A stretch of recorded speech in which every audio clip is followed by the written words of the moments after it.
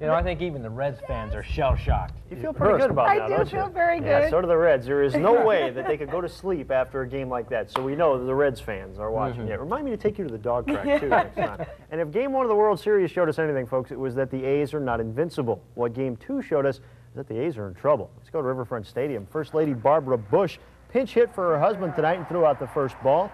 Hey, that was a pretty good pitch.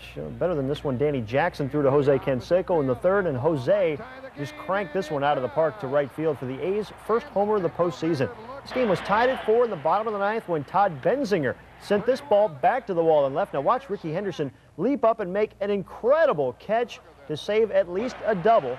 The A's get out of the inning, but in the bottom of the 10th with Dennis Eckersley on in relief, Joe Oliver came through with a double just fair down the left field line to score Billy Bates with the winning run. The Reds are up 2-0 and sitting pretty because of the 40 teams that have won the first 2 World Series games, 30 have held on to win. The teams will take tomorrow off, then Friday night at 8, we'll bring you Game 3 live here on Wink.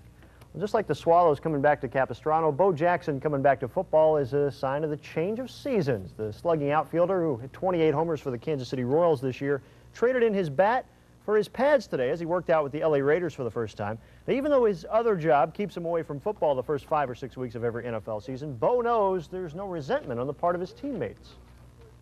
The only thing that they say the first 2 days that I'm here is the baseball player's here. And I don't think that they mean that in a negative way. I guess that is their way of saying, we're glad to have you back. Well, that might not go for everyone on the Raiders. Marcus Allen might have to step aside to let Bo run a tailback. For now, though, Bo is just supposed to play just a little bit against the Chargers on Sunday. Well, the battle lines are being drawn in Charlotte County as 2 of Southwest Florida's top prep football teams get ready to do battle. Lemon Bay, undefeated and ranked 3rd in the Wink TV Top 10 poll, hosts number 4 Charlotte High Saturday afternoon. Coach Joe Peachy's Manta Rays are off to their best start ever, 5-0. And people around the state are starting to notice this team from Inglewood. Now, Lemon Bay doesn't have a great football tradition, but they are building one. And this game against the traditional powerhouse Tarpons is one that could go a long way towards earning the Mantas some real attention. I don't think a whole lot of people have respect for a team that they don't see, they don't play. I think you've got to beat in Southwest Florida. There's certain teams you got to beat to earn respect. Charlotte's one of them. Maybe Lemon Bay will be one of those teams to beat pretty soon. The way Coach Peachy has them playing, it might not be too long a wait. Well, this week's stop on the PGA Tour is a real Mickey Mouse tournament. It could only be the Disney Golf Classic at Lake Buena Vista. Today's first round didn't get in the way of the fishing for Paul Azinger and Andy Bean. Their clubs of choice were easy to see, but Tim Simpson was all business. Here he'll roll home the slow birdie putt from the fringe on number 9 to go to 5 under. He finished at -8. And Azinger dropped the pole, picked up the putter.